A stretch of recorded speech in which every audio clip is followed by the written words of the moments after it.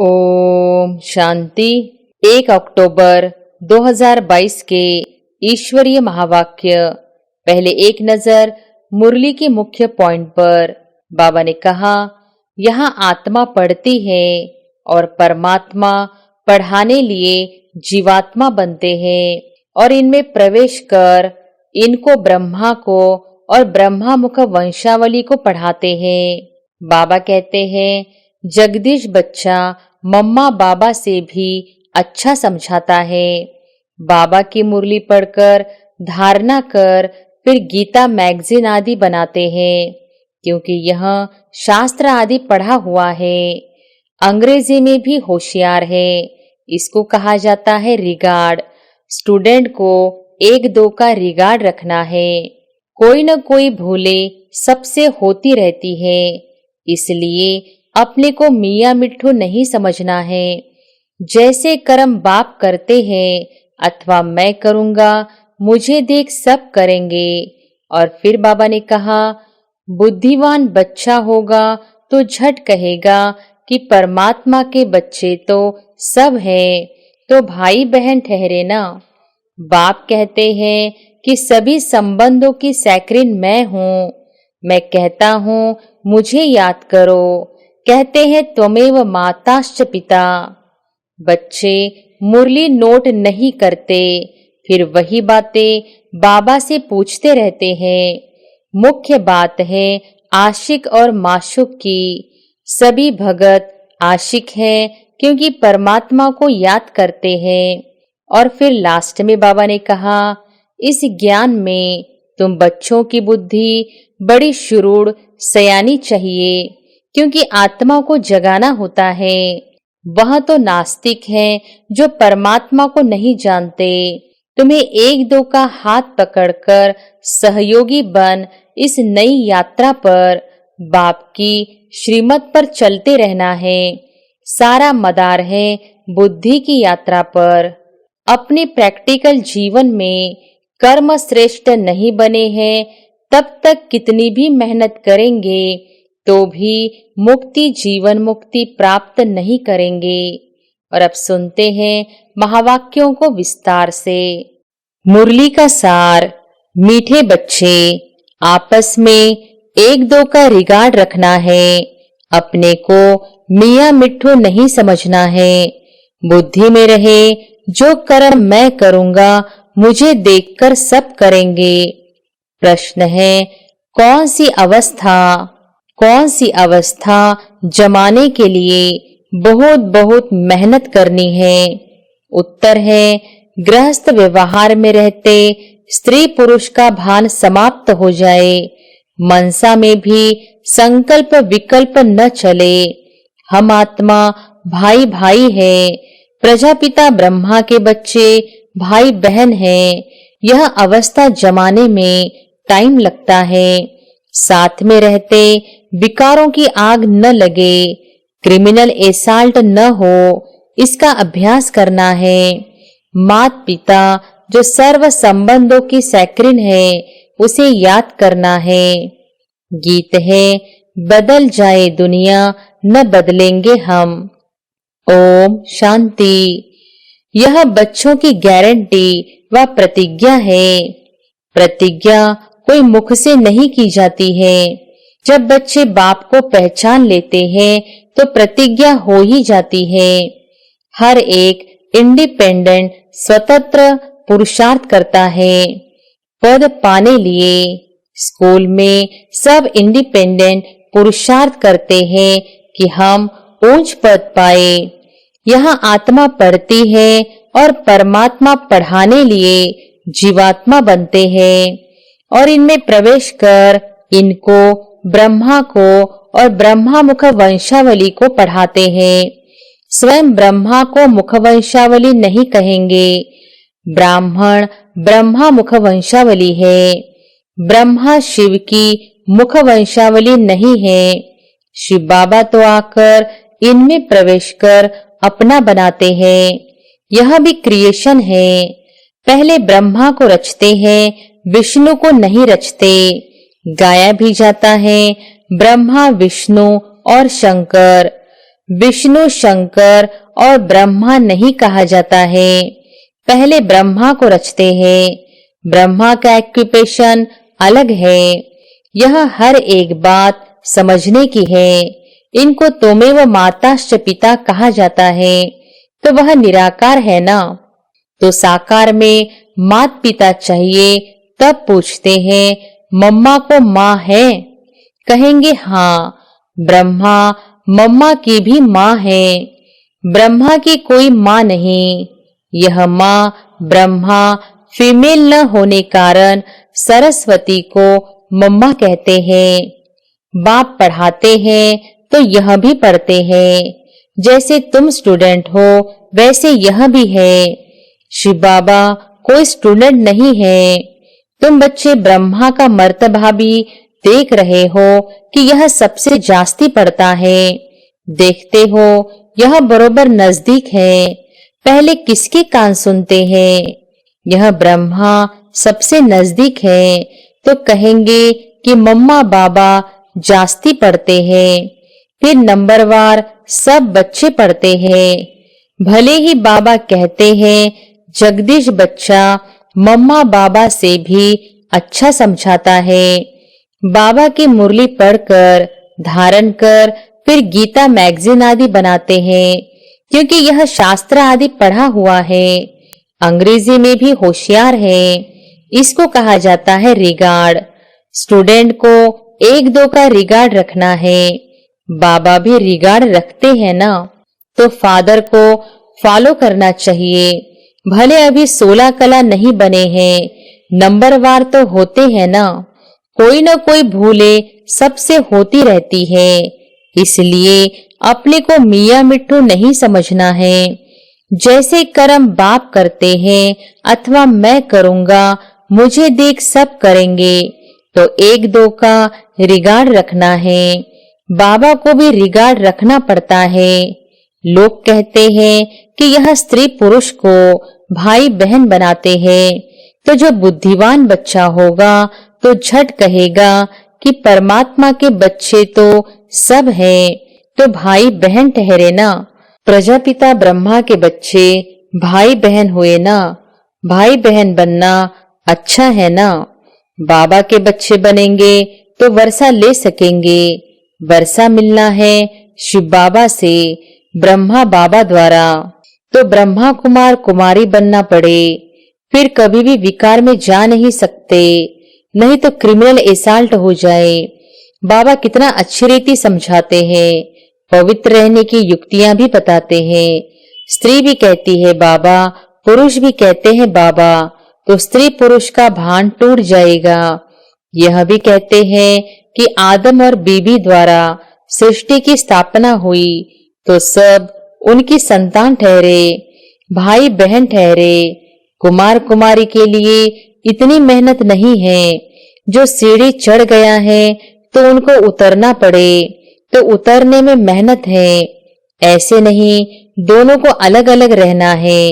सिर्फ कंपेनियन होकर रहो। सत्युग में कोई अपवित्र नहीं होते, और वहां बच्चे का भी इंतजार नहीं होता है। यहाँ बच्चे का इंतजार करते हैं। वहां समय अनुसार आप पे ही साक्षात्कार होता है। मनुष्य तो कहते यह कैसे हो सकता है? भला यहाँ के संपूर्ण विकारी कैसे समझे कि वहां निर्विकारी होते हैं। वहां देह अभिमान होता नहीं, यहाँ देह अभिमान रहता है। देह छोड़ने पर लोग कितना रोते हैं, वहां रोना होता नहीं। वहां समय पर साक्षात्कार होता है कि शरीर छोड़ जाकर प्रिंस बनना है। यहाँ भी तुम साक्षात्कार करते हो कि तुम भविष्य में जाकर महाराजा महारानी बनेंगे। श्री कृष्ण जैसा बालक गोद में देखते हो। साक्षात्कार से यह मालूम नहीं पड़ता कि सूर्यवंशी महाराजा महारानी बनेंगे या चंद्रवंशी, क्योंकि यह बिल्कुल नई बात है। इसलिए कहा जाता है कि पहले बाप को पहचानो। बाप कहते हैं देखो मैं कितना लवली हूँ। बाप कहते हैं कि सभी संबंधों की सैक्रिन मैं हूँ। मैं कहता हूँ मुझे याद करो। कहते हैं त्वमेव माताश्च पिता। एक एक बात में निश्चय बिठाना चाहिए, परंतु कोई न कोई बात में संशय आ जाता है, फिर राजाई पद पा न सके। इसलिए बाप कहते हैं मन मना भव, बाप को याद करो तो तुम आशिक ठहरे। यह है रूहानी आशिक माशूक। यह पक्का करना चाहिए कि हम आत्मा परमात्मा की आशिक हैं। श्री कृष्ण सबका माशूक हो न सके, श्री कृष्ण को सब नहीं याद करते हैं। यह बाप कहते हैं मन मना भव, अब मेरे पास आना है, नाटक पूरा होना है, घर जाना है। तो घर जरूर याद आएगा। हर एक बात की समझाने मुरली में मिलती रहती है। बच्चे मुरली नोट नहीं करते, फिर वही बातें बाबा से पूछते रहते हैं। मुख्य बात है आशिक और माशूक की। सभी भगत आशिक हैं, क्योंकि परमात्मा को याद करते हैं। कहते मेरा तो एक दूसरा न कोई। तुम बच्चे इस समय सब नई नई बातें सुनते हो, परंतु सुनते सुनते माया थप्पड़ लगा देती है। रावण कम थोड़े ही है। बाप सर्वशक्तिमान है, माया भी सर्वशक्तिमान है। आधा कल्प माया का राज्य चलता है। अब बाप कहते हैं 5 विकारों का दान दे दो तो ग्रहण छूटे, फिर भी एकदम छूटता नहीं है। कई दान देकर फिर वापस ले लेते हैं। यह पैसों की बात नहीं, विकारों की बात है। साधु सन्यासी पैसे के लिए कहते हैं कि दान देकर वापस नहीं लेना चाहिए, क्योंकि इसमें उनकी कमाई है। कई मनुष्य फिर सन्यासियों के पास जाकर कहते हैं बच्चा चाहिए, कहेंगे हमारे आशीर्वाद से हो जाएगा। अगर बच्चा हो गया तो कहेंगे हमने दिया, मर गया तो कहेंगे भावी। अगर एक का कुछ काम हो गया तो बहुतों का विश्वास बैठ जाता है। ऐसे उन्हों की वृद्धि होती है। एक तरफ अपनी महिमा करते, दूसरी तरफ भावी कहते हैं। तुम इस समय अननोन वॉरियर्स हो। वह जो अननोन वॉरियर्स होते हैं उनका यादगार बनाते हैं और बड़े बड़े जाते हैं। कहते हैं सोल्जर्स पर फूल चढ़ाओ।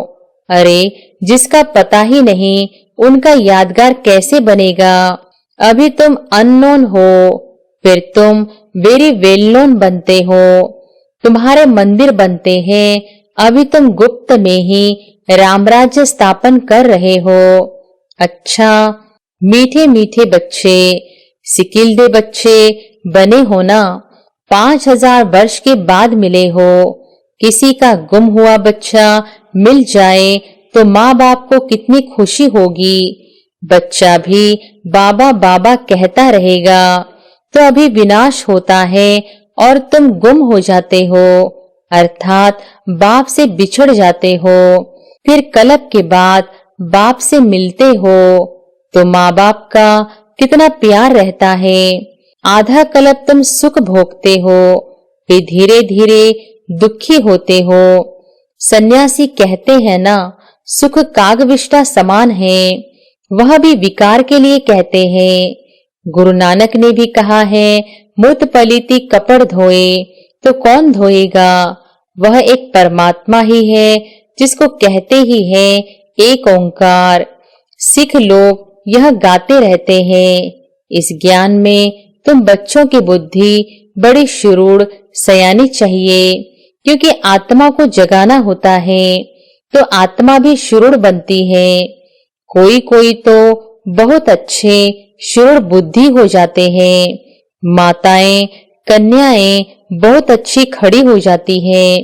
नहीं तो माताएं बैठ पति को समझाए, इसमें बड़ी हिम्मत और निर्भयता चाहिए। बाकी तो सब नरकवासी है, दुर्गति में है। वह तो भक्ति में खूब नाचते ताली बजाते रहते हैं, सदगति तो होती नहीं। तुम बच्चे सदगति में जाने के लिए बिल्कुल चुप रहते हो। नारद ने कहा मैं लक्ष्मी को वरूं। वास्तव में लक्ष्मी को वरने के लिए तुम पुरुषार्थ कर रहे हो। भगत तो वर न सके, लक्ष्मी नारायण को कैसे राज्य मिला, कब मिला और वह अब कहाँ गए, यह सिर्फ तुम जानते हो। इसलिए तुम मंदिर में जाकर माथा नहीं टेकते हो। समझते हो कि हम ही लक्ष्मी नारायण बन रहे हैं। तुम्हारा माथा टेकना बंद हो गया है। वह कहते हैं यह नास्तिक है जो माथा नहीं टेकते।